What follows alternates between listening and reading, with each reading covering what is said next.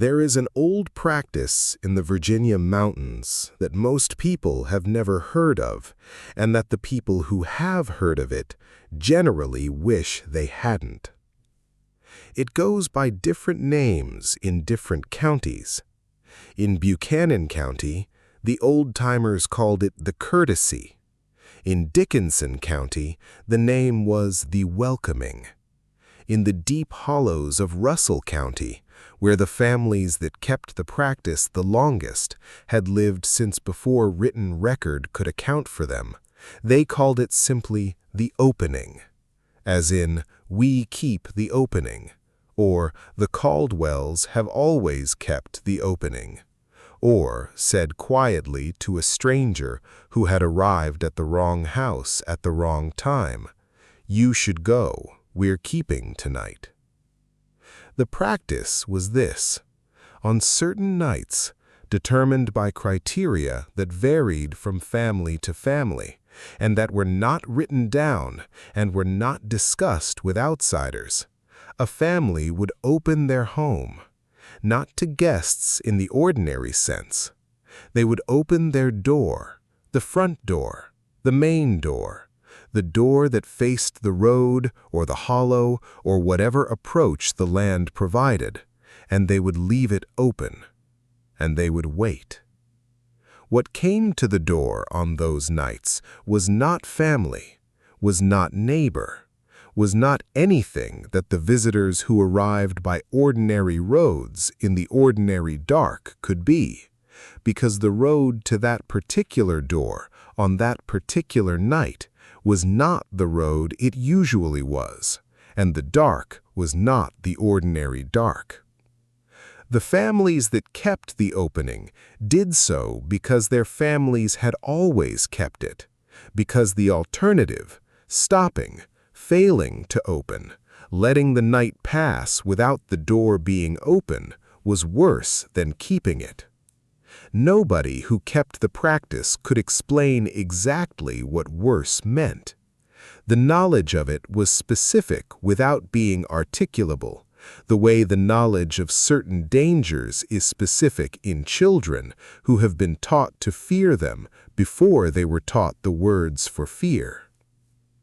I'm telling you this because what happened to the 4 people I'm going to tell you about happened in a house in Russell County, Virginia, where the family that had owned it for 6 generations had kept the opening for all 6 of those generations, and had then sold it to someone who didn't know and had not told them, because there are things you don't say to a buyer in a real estate transaction. And the door must be left open on these specific nights, or something old and hungry will find another way in, is one of them. The house was outside of Lebanon, Virginia, on a gravel road that came off Route 58 and wound back into the hills for 3 miles before it dead-ended at the property. 4 acres, a farmhouse built in the 1880s with additions from every subsequent decade, a barn that was functional, a creek that ran the south boundary. The listing said, historic property, original character, needs updating. The listing did not say what the property's history was or why the Caldwell family, which had owned it since 1887, had sold it for 20% below market value to the first buyer who made a reasonable offer without asking questions. The buyer was a woman named Karen Feltz, 46, a landscape architect from Roanoke, who had been looking for a project property in the mountains for 2 years. She closed in August. She planned to spend the fall making the house habitable and the following year doing the full renovation. She was practical and organized, and she had done this kind of thing before. A farmhouse in Floyd County that she'd bought and renovated and sold at a significant profit. The project that had given her the appetite and the capital for this one. She invited 3 friends for the first weekend in October. A working weekend. assess the house, make a priority list, do what immediate work could be done, drink wine around a fire in the evening. The friends were people she had known for years. Donna, her closest friend, a school principal from Salem who had the same practical temperament Karen had and who was good with her hands. Ray, Donna's husband, a contractor who had done the Floyd County renovation with Karen and who was the most useful person she knew in a house that needed work. And Tom, Karen's younger brother, who had taken a week off from his job in Bristol to help with the property and who had been making noise about investing in the project if the numbers worked. 4 people, a weekend, a house in Russell County that needed work. The weekend started normally. They arrived Friday afternoon, unloaded their vehicles, walked through the house together doing the initial assessment that Ray turned into a running list in his contractor's notebook. The house was in the condition that 20% below market value suggested. Not catastrophic, not structurally compromised, but neglected in the specific way of a house that has been inhabited by people too old to maintain it and too attached to leave. Every system needed attention. The kitchen was 40 years behind. The bathroom fixtures were older than that. The floors were sound, but the finish was gone. The windows needed replacing. Ray said, 6 months and the right budget, and this is a beautiful house. Karen said, that's what I thought. Tom said, what's the budget? They had dinner around a table that had been left behind with the house. The Caldwells had taken almost everything, but had left the kitchen table, which was large and old, and which Karen had noticed and loved. And they opened the wine, and the conversation moved the way conversations move on the first evening of a working weekend, between the practical and the personal, between the project at hand and the accumulated news of lives that saw each other less often than they should. Nobody noticed the door.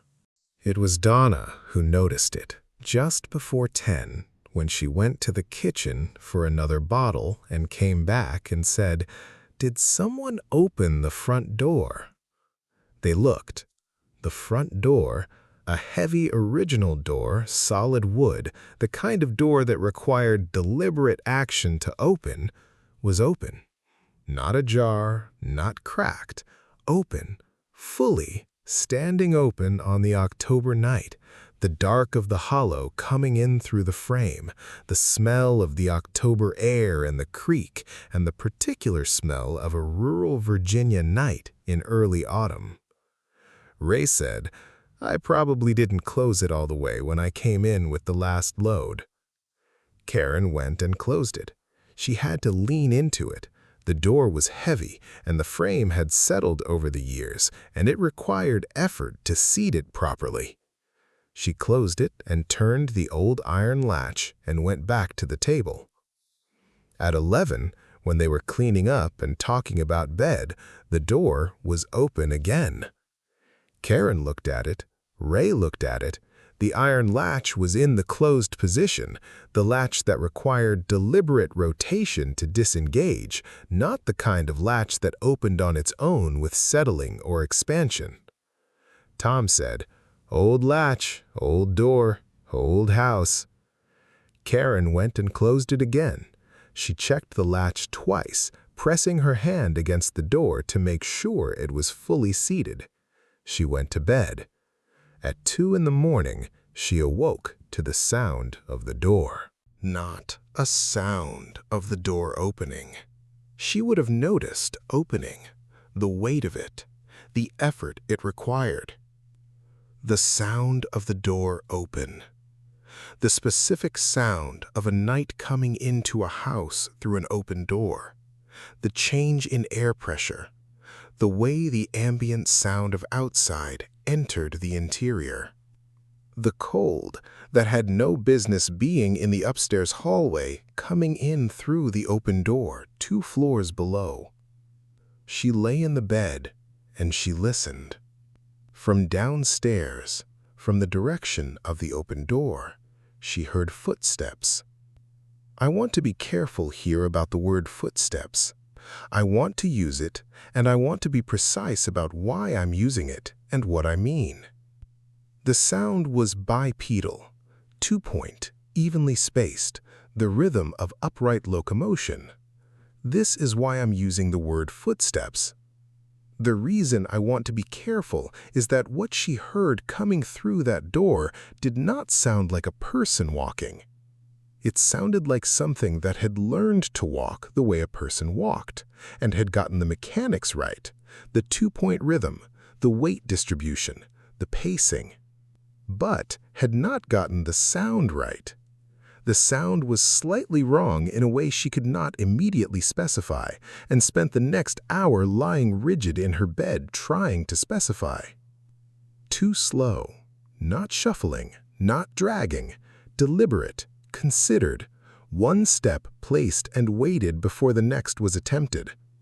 The pace of something that was thinking about walking rather than walking. She did not get up. She lay in the bed and she listened, and she thought about waking Ray and Donna in the next room, and she thought about what she would say, and she listened to the sound moving through the downstairs, into the kitchen, into the back hallway, into the room off the kitchen that Ray had identified as a former pantry. And then the sound stopped. She lay still for a long time after the sound stopped. Then she got up and went to the top of the stairs and turned on her phone flashlight and looked down. The front door was open. The downstairs was empty. The kitchen, visible from the stair landing, empty. The back hallway, empty. The October night coming in through the door, the cold of it reaching all the way to the landing where she stood. She went downstairs and closed the door, and this time she pushed a kitchen chair against it, the heaviest chair she could move quietly, and she went back to bed and lay in the dark until morning. She did not tell the others about the footsteps. She told them about the door, that it had opened again in the night, that she'd found it open at 2 and closed it and braced it with the chair. Ray examined the latch in the morning and found nothing wrong with it. He oiled it and adjusted the strike plate and said it should hold now. That was Saturday. Saturday was a good day's work. They pulled the old kitchen cabinets, assessed the plumbing, cleared the overgrown drainage around the foundation on the east side. By evening, they were tired in the good way of people who have done real physical work. And the fire pit in the side yard had a fire in it, and the wine was open again, and the October evening was the kind of October evening that had no business existing in the same world as what had happened the night before. Tom said around the fire, "I keep feeling like someone's watching from the tree line." They all looked at the tree line. Dark, the fire not reaching it, the woods beginning 10 yards from where they sat. Karen said, "It's the dark. You're not used to this much of it." Tom said, "Probably." He paused. He said, "Karen, did the realtor tell you anything about the previous owners?" Karen said, "The Caldwells, 6 generations, old family. The last of them, the grandmother, died in the spring and the estate sold." Tom said, "Did they say why they were selling? Why they didn't keep it in the family?" Karen said, "There was no family left to keep it in. The grandmother was the last one." Tom was quiet for a moment. He looked at the tree line. He said, "There was a cross on the inside of the front door. Did you notice?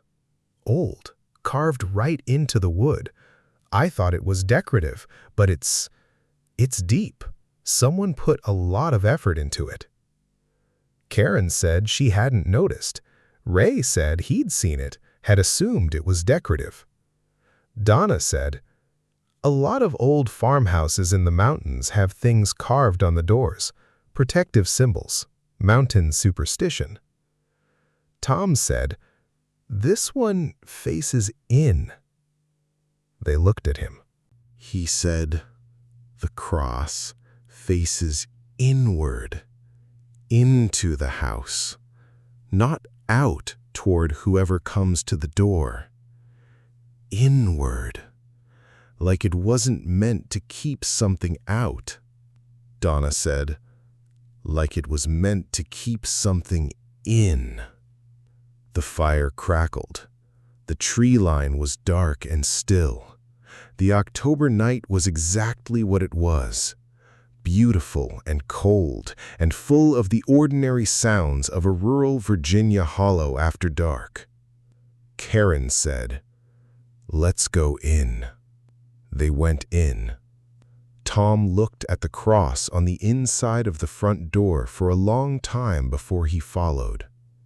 That night, Ray woke at 3. He lay in the dark and he listened, and what he heard was the door. Not the sound of the door opening, the sound of the door open. The same thing Karen had heard the night before. The change in air pressure and ambient sound, the cold coming up through the house, and then the footsteps. He sat up. He put his feet on the floor. Donna was asleep beside him, and he made the decision, the kind of decision that happens quickly and is understood before it's made, not to wake her.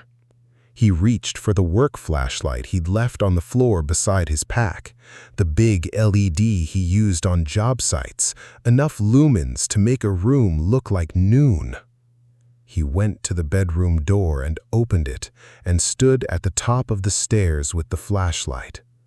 He turned it on. The downstairs was bright in the LED glare. The kitchen, the front hallway, the bottom of the stairs. The front door was open. The chair Karen had braced against it had been moved. Not violently, not thrown, simply moved to one side, set against the wall with the careful deliberateness of someone making space.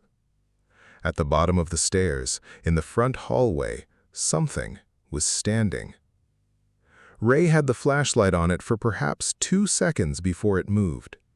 2 seconds is not a long time. 2 seconds is long enough if you were the kind of person Ray was.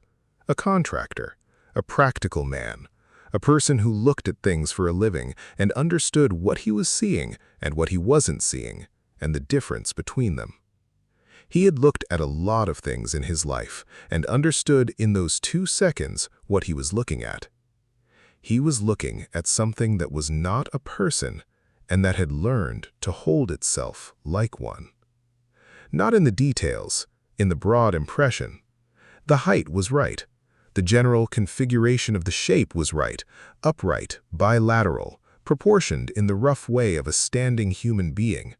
In the broad impression, it was a person, standing at the bottom of the stairs, looking up at the light. In the details, it was none of those things. He had 2 seconds to take in the details before it moved, and what he took in those 2 seconds he has not been able to fully describe in any subsequent telling.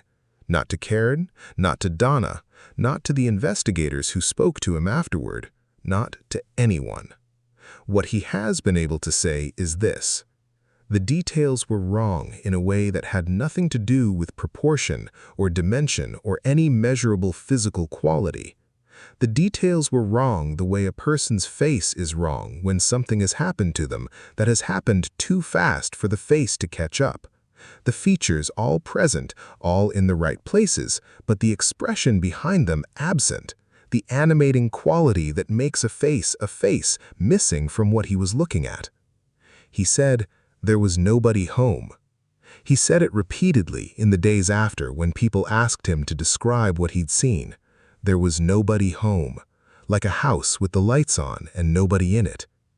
It moved before he could do anything else, not toward him, away, through the front hallway, through the open door, into the October night. Not quickly, in the same deliberate way he'd heard it walking downstairs, the pace of something that was thinking about movement rather than moving, each step considered. He stood at the top of the stairs with the flashlight for a long time after it went out the door. Then he went downstairs and closed the door, and this time he locked it with the deadbolt that he had noticed that morning and that he now understood had been added to the door much more recently than the door itself. Added, he thought, by someone who had encountered the inadequacy of the iron latch and believed or hoped that a modern deadbolt would be different. He went back upstairs and woke Donna and told her what he'd seen. Donna sat in the bed with her knees up and listened to all of it. Then she said, "Wake Karen and Tom." They sat in the upstairs hallway at 3:30 in the morning, the four of them, on the floor, Karen with her knees up like Donna, Ray with the work flashlight, Tom with his back against the wall, and an expression that Karen would describe later as the expression of someone whose suspicion has been confirmed in the worst possible way. Ray told them what he'd seen. He told it in the careful, stripped-down language of a man reporting an observable fact. He did not embellish, and he did not qualify. And when he said there was nobody home, he said it in the tone of someone who understood exactly what they meant by it. Tom said, "I need to tell you something." They looked at him. He said, "I've been looking things up on my phone since Karen told us about the door, about this property, about the Caldwells." He showed them the phone. A Russell County Historical Society page, a genealogical database, a scan of a local county history that had been digitized by a local library.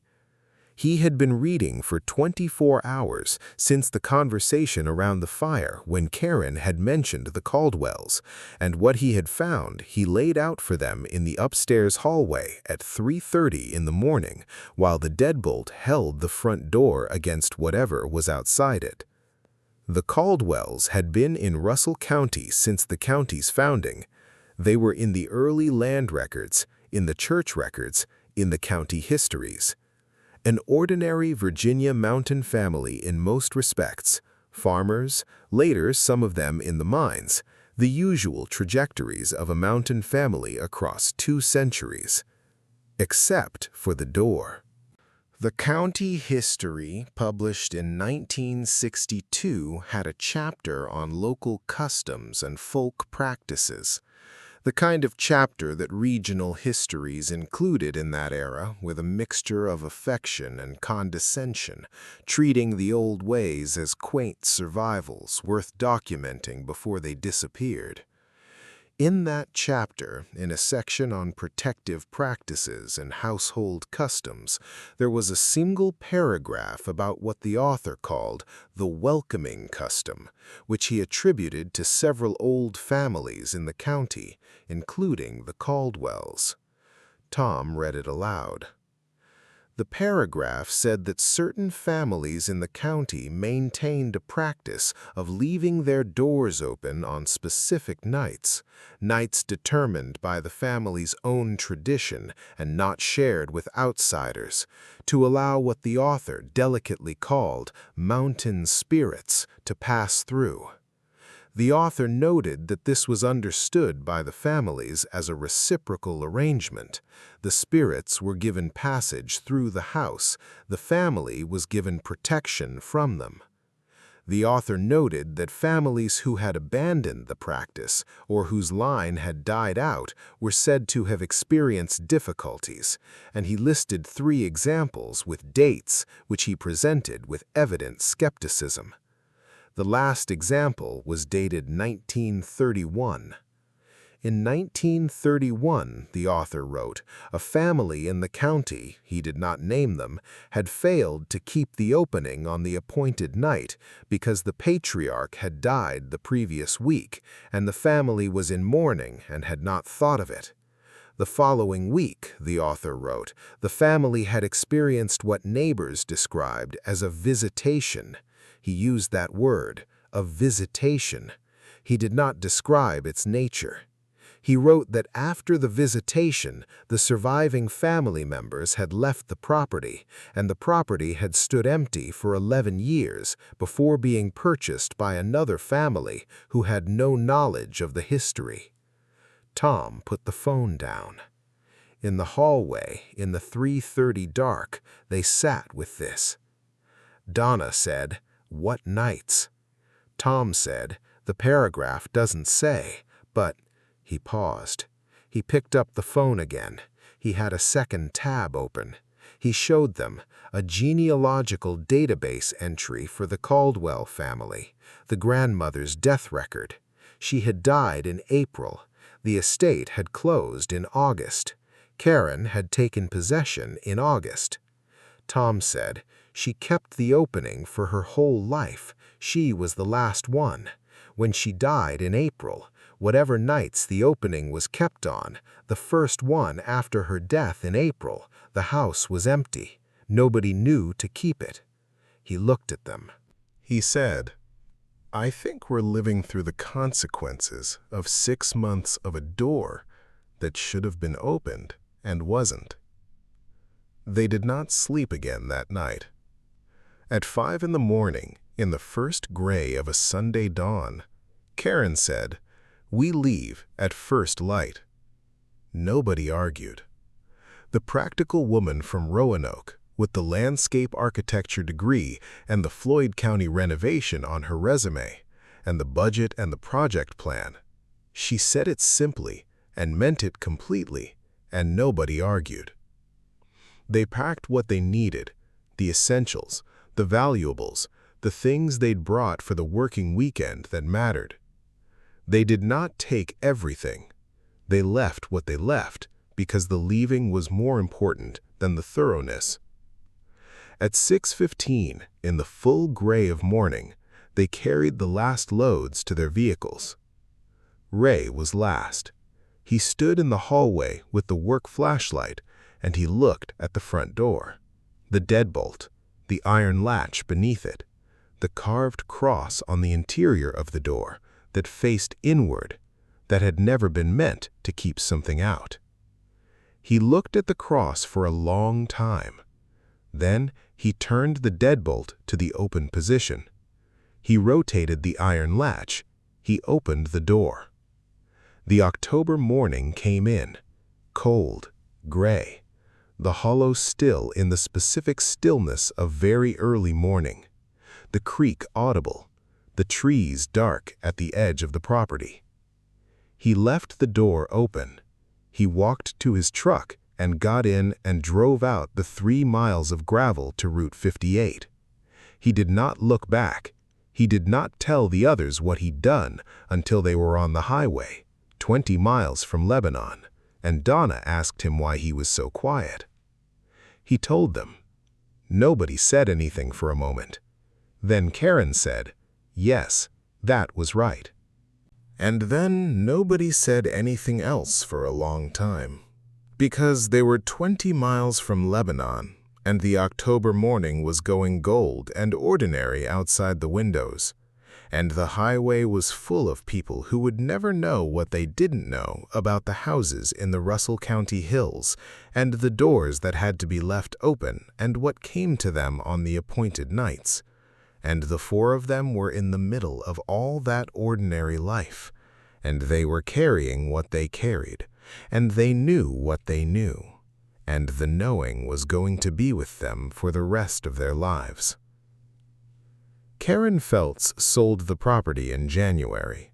She sold it to the county, a conservation sale, the land going into the public trust, no one living in the house again.